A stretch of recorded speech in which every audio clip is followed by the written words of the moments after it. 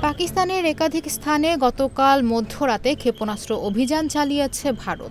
তারা এই অভিযানের নাম দিয়েছে অপারেশন সিঁদুর। ভারত কেন অভিযানের নাম অপারেশন সিঁদুর দিল তা নিয়ে শুরু হয়েছে আলোচনা সমালোচনা। মার্কিন সংবাদ মাধ্যম CNN জানিয়েছে, সিঁদুর নামটি বেছে নেওয়ার পেছনে ধর্মীয় সংশ্লিষ্টতা রয়েছে। সিঁদুর হচ্ছে লাল রঙের এক ধরনের পাউডার, যেটি হিন্দু ধর্মাবলম্বী নারীরা বিয়ের পর কপালের মাঝখানে চুলের সিঁথিতে ব্যবহার করেন। গত 22 এপ্রিল ভারত নিয়ন্ত্রিত কাশ্মীরের পেহেলগামে পর্যটকদের ওপর সন্ত্রাসী হামলায় 26 জন নিহত হন। ওই হত্যাকাণ্ডের জেরে বেশ কয়েকজন নারী বিধবা হয়েছেন। ওই সন্ত্রাসী হামলার পর স্বামীর মরদেহের পাশে স্তব্ধ হয়ে বসে থাকা এক নারীর ছবি সামাজিক যোগাযোগ মাধ্যমে ভাইরাল হয়। ছবিটি হামলায় শিকারদের বেদনার্ত হৃদয়ের প্রতীক হয়ে ওঠে।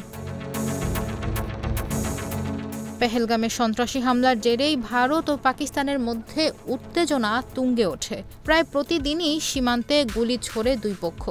চলমান এই উত্তেজনার মধ্যেই গতকাল মঙ্গলবার মধ্যরাতে পাকিস্তানে ক্ষেপণাস্ত্র হামলা চালালো ভারত। হামলার পর ভারতের প্রতিরক্ষা মন্ত্রী রাজনাথ সিং এবং পররাষ্ট্রমন্ত্রী এস জয়শঙ্কর অপারেশন সিঁদুর নামের একটি ছবি সামাজিক যোগাযোগ মাধ্যম এক্সে পোস্ট করেন। ওই ছবিতে লাল রঙের সিঁদুর চিত্রিত করা আছে। জয়শঙ্কর তার পোস্টে লিখেছেন, সন্ত্রাসবাদের প্রতি বিশ্বকে অবশ্যই শূন্য সহনশীলতা দেখাতে হবে। অন্যদিকে রাজনাথ সিং হিন্দিতে লিখেছেন, ভারতের জয় হোক।